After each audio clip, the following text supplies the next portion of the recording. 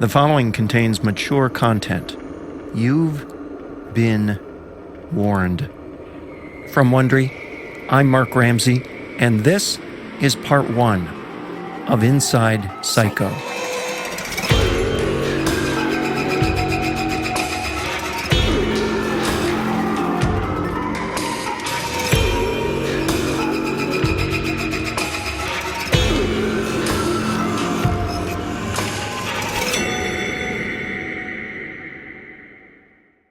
December 8, 1954.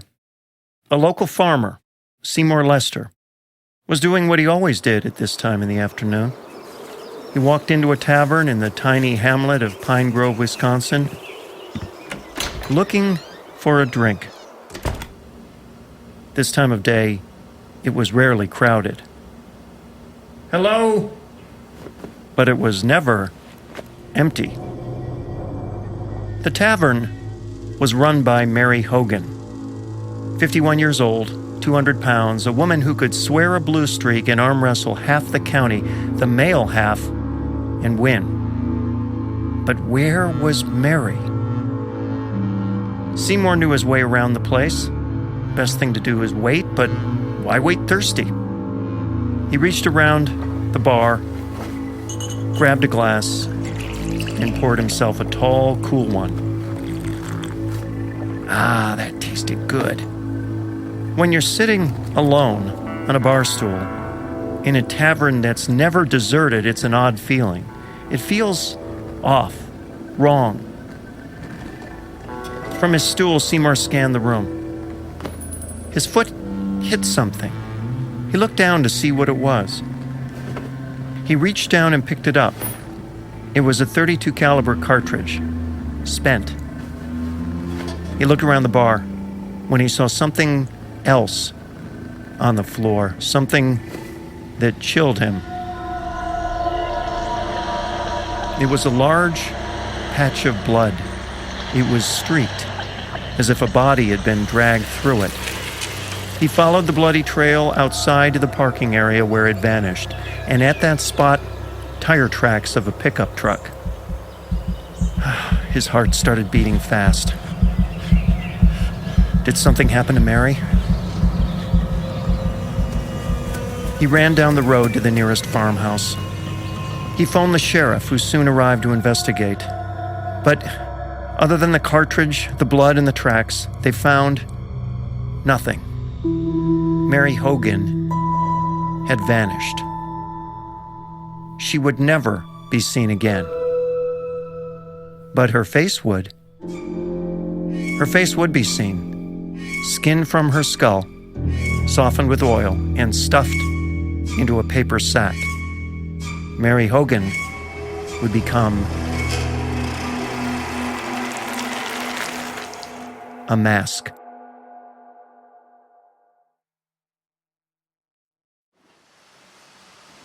When the local sawmill owner, Elmo Ueck, needed a handyman, he called Ed Gein.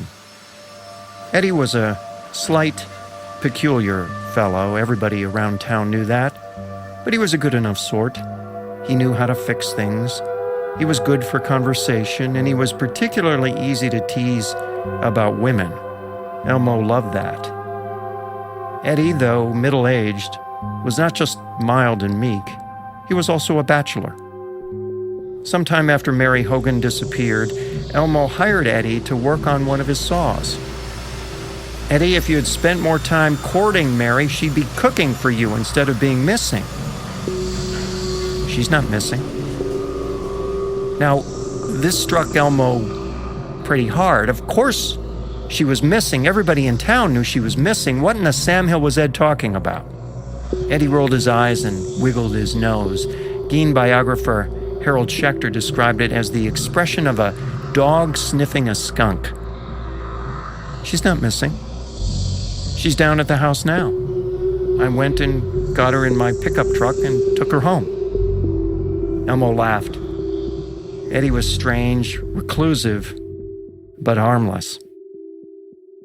Eddie kept saying it to anyone who raised the topic. She's not missing. She's down at the house right now. That's a good one, Ed. Tell me another. There was a rumor circulating about Ed Gein. Some folks swore it was true. They'd seen it with their own eyes. Bob Hill was a teenager and the closest thing Eddie had to a friend. They were quite a team, this boy and a man old enough to be his father. Together they'd hunt rabbits, go to the movies, socialize. One day at Ed's house, the old man brought out some of his prized possessions to dazzle young Bob. "These are genuine shrunken heads from the South Seas," Ed said. "My cousin sent them. He fought in the Philippines during the war." Leathery skin, long matted hair, hollow eyes. Bob couldn't bring himself to touch them. They were not shrunken at all. In fact, they looked all too real. Another two boys lived down the street from Ed. Every now and then they'd visit, because Ed always had the kind of strange things at his house that fascinated young boys with nothing else to do. One boy, who was then 8, recalled walking into Ed's bedroom and seeing 3 heads hanging on the door. Heads with skin, hair, all that. Are they real? As he walked home, he asked his brother, "What are those?" "Oh, probably Halloween toys." Okay.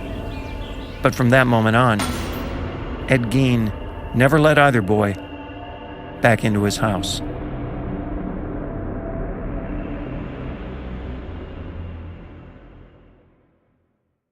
April 1947, Plainfield Cemetery, 1:47 a.m. He had been to the cemetery at this time of night many times, alone. Tonight, he would not leave alone. Tonight, he would dig. He read the obituaries every day. He knew many of the names listed there, but some were more interesting to him than others, especially the middle-aged women. Sometimes, while the dirt was still fresh, he would dig, like he was digging now.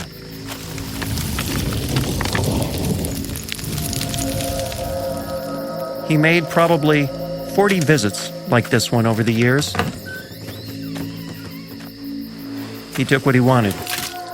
He took what he needed. And then he returned the casket to the grave and left it as he found it.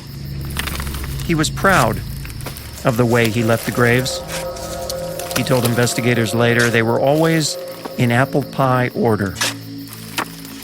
Eddie Gein, simple and mild-mannered, was a ghoul.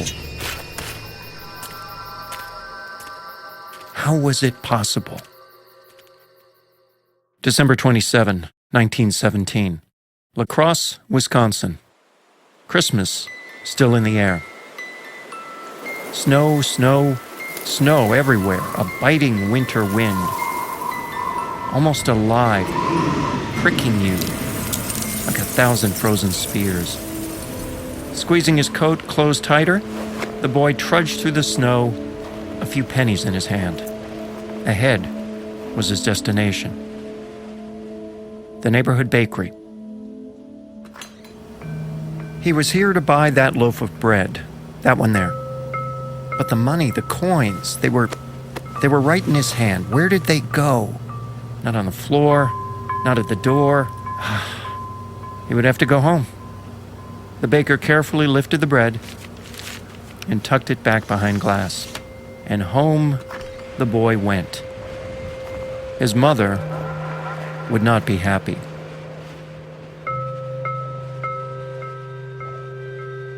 He was crying. He lost the coins. He had no loaf of bread. "You dreadful child. Only a mother could love you." Ed Gein was 7 years old.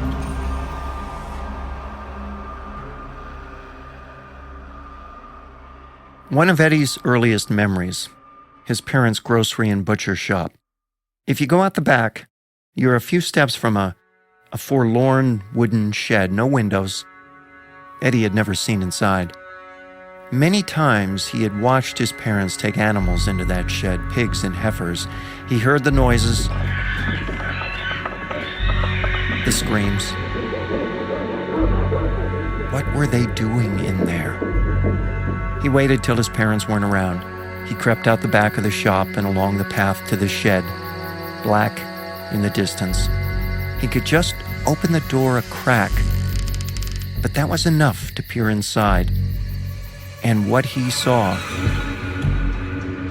in the middle, hanging upside down from a chain in the ceiling, a dead hog. His father held it steady on one side, on the other, his mother ripped a knife through its belly, sliding it all the way down the torso. She reached inside as the hog's guts slid from the carcass into a tub at her feet. Flies everywhere. He saw his mother and his father. They were bathed in blood. Oh, he wasn't quiet enough.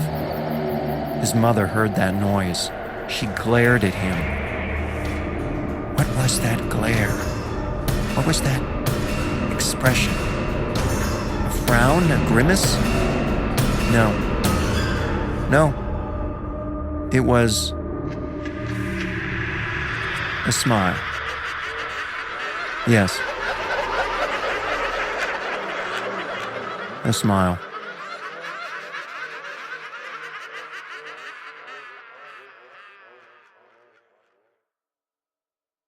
A boy's best friend is his mother. That's what Ed Gein believed. Years later, he would say of her, she was like nobody else in the world. She was painfully neat. She demanded perfection in herself and in Eddie. No friend was ever good enough for her boy. How could you associate with someone like that, she'd scream at him. You will never, ever amount to anything.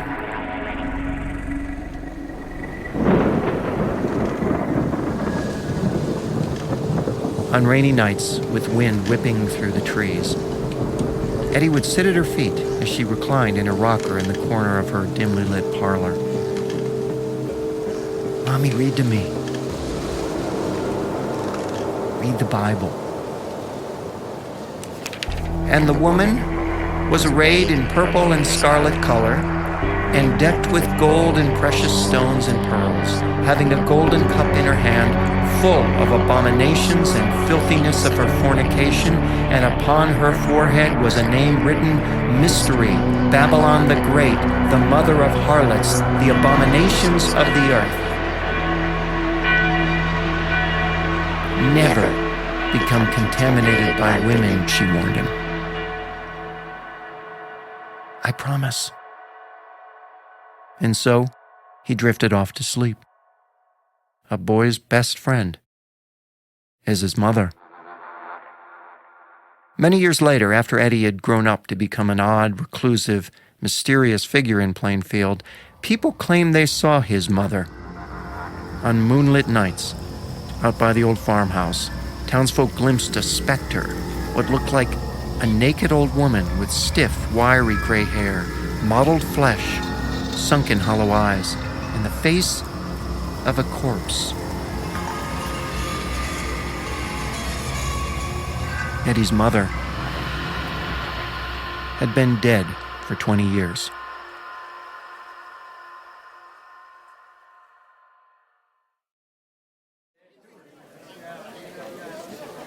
All right, everybody, gather round. Watch your step. Okay, we all here? Let me just light this oil lamp here. Okay, you are standing in the farmhouse of Ed Gein. As you can see from the calendar on the wall, today is November 16, 1957. Ed's not home, he just stepped out. In fact, he won't be back here, ever. The sheriff's department is on its way here now. They will find this place just as Ed left it. And how did Ed leave it? Well, let's look around. Watch out for the trash, it's everywhere. Junk, spoiled food, old newspapers, garbage, filth, everywhere. And the smell, rancid, putrid, the smell of death. Look at this coffee can. It's stuffed to the brim with lumps of used chewing gum. On the shelf over there, all lined up in almost military precision, dozens of dentures, yellowed and cracked. That bowl you just picked up, take a closer look at it. It's the top of a human skull, sawed off just above the ear. Oops. Let's take a seat around the kitchen table. Feel the chairs you're sitting on. Smooth, right? That's the leathery feel of human skin. This lampshade, human skin. The shade on the window, look at the shade pole. That's not a ball of wood. That's a pair of human lips. Come over to the closet. See that belt hanging on the hook? Take a closer look at it. Go ahead. That pattern, that material. Female nipples. Strewn around this room are 9 human vulvas. That one, painted in silver and tied with a red ribbon. This one, sprinkled with salt. There's more. Here in the bedroom, leggings made of human legs. Over there, the skinned upper torso of a middle-aged woman, breasts intact, a cord wrapped around it. Ed wears this like a vest. On a shelf by the window, a collection of masks, 9 of them, all meticulously peeled from human skulls, hair still attached, empty caverns for eyes. That one is wearing lipstick. There's one room we haven't looked at yet, and it's the only room on this floor where the entrance was obscured long ago with wood planks. Hand me that hammer. We're gonna remove these planks. There. We'll have to use a lighter. Wow. This is a bedroom, and it is perfect, immaculate, tidy. That bed, the dresser, the bookcase, none of this has been touched in years. It's perfectly arranged, like a shrine. This was his mother's room, long ago sealed like the burial chamber of a pharaoh, a tribute to a god. A boy's best friend is his mother. Let's step outside and get some fresh air. So, the horrors you've just witnessed are beyond imagination. That's the sheriff coming. He'll find everything we've seen and more. Ed Gein, the middle-aged, meek and shy loner of Plainfield, Wisconsin, will be picked up today, the last free day in his life. Amid the rubble, the refuse, the trash of his cabin, high on a wall, facing a shelf of rotting human heads, sits a cross. Jesus hanging there, looking up to heaven, praying for mercy. There will be no mercy for Ed Gein.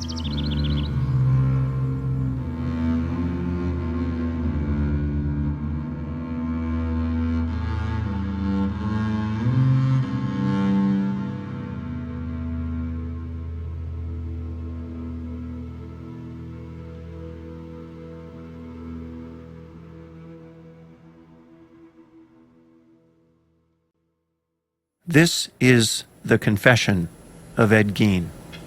9 hours. That's how long they spent with him. Eddie, do you remember taking any of those female parts and holding them over your penis to cover your penis? I believe that's true. Would you ever put on a pair of women's panties and then put some of these vaginas over your penis? That could be. Did you ever use the skins as masks, placing them over your own face? That I did. Did you wear the faces for a long time? Not too long. I had other things to do. So, From several bodies, you stitched together a suit made of human flesh, including all the parts, and then you wore it. Yes, that's right. Where did you wear it? Outside, in the moonlight. Was there a resemblance in some of these faces to that of your mother?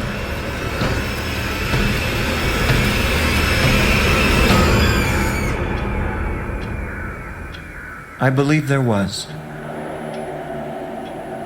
Some.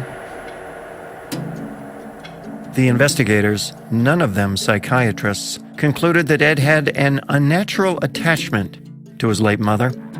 And he always wished he had been a woman instead of a man, they said. He studied anatomy and wondered whether it would be possible to change his sex. He even contemplated doing the operation himself. Or so they said. It didn't take long for Ed Gein, the butcher of Plainfield, to pass from local villain to legend of folklore. Eddie became the subject of dark jokes and limericks, and one particularly macabre spin on a classic Christmas poem. 'Twas the night before Christmas, when all through the shed, all creatures were stirring, even old Ed. The bodies were hung from the rafters above, while Eddie was searching for another new love. He went to Watoma for a Plainfield deal, looking for love and also a meal. When what to his hungry eye should appear but old Mary Hogan in her new red brassiere.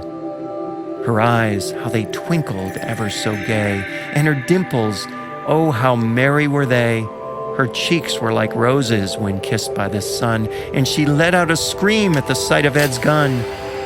Old Ed pulled the trigger, and Mary fell dead. He took his old axe and cut off her head. He then took his hacksaw and cut her in two, one half for hamburger, the other for stew. And laying a hand aside of her heel, up to the rafters went his next meal. He sprang to his truck, to the graveyard he flew. The hours were short, and much work must he do.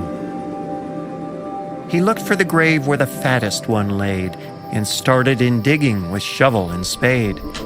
He shoveled and shoveled and shoveled some more, till finally he reached the old coffin door. He took out a crowbar and pried open the box. He was not only clever, but sly as a fox. As he picked up the body and cut off her head, he could tell by the smell that the old girl was dead. He filled in the grave by the moonlight above, and once more old Ed had found a new love. He let out a yell as he drove out of sight. "If I don't get caught, I'll be back tomorrow night."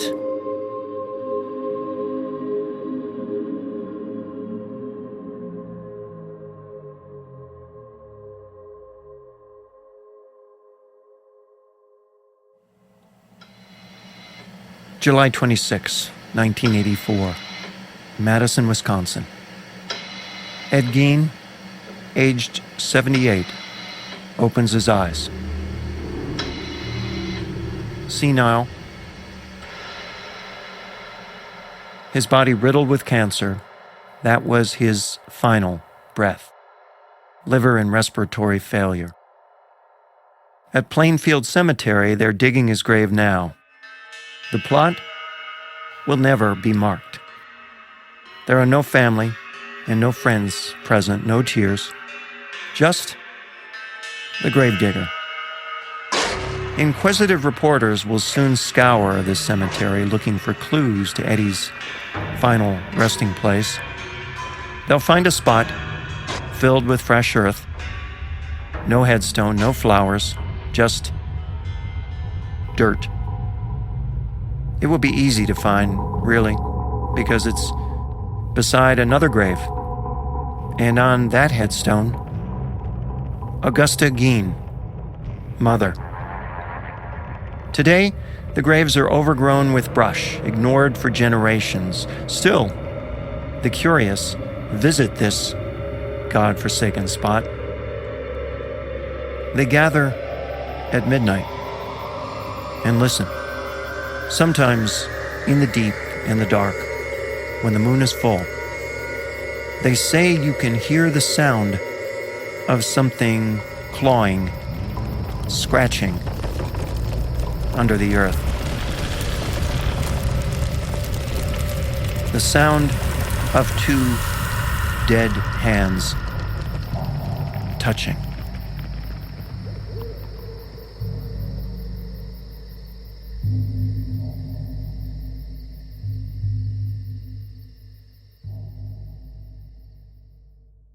From Wondery, this is a 6-part deep dive inspired by the story behind an unforgettable classic movie. This is Inside Psycho. We'd like to learn more about you. Please complete a short survey at wondery.com/survey and subscribe to this show on iTunes, Stitcher, the Wondery app on Android, or wherever you listen. It's free. For more information and to comment on this show, visit our website, wondery.com/Inside Psycho. If you like the show, we'd love you to give us a 5-star rating and a review. It helps others go Inside Psycho too. Written and narrated by Mark Ramsey. Sound design and editing by Jeff Schmidt. Produced by Ramsey Media. Executive producers Jeffrey Glazer and Hernan Lopez for Wondery. Please thank us by rewarding our sponsors with your support. Tell your friends about this show, and Mother thanks you.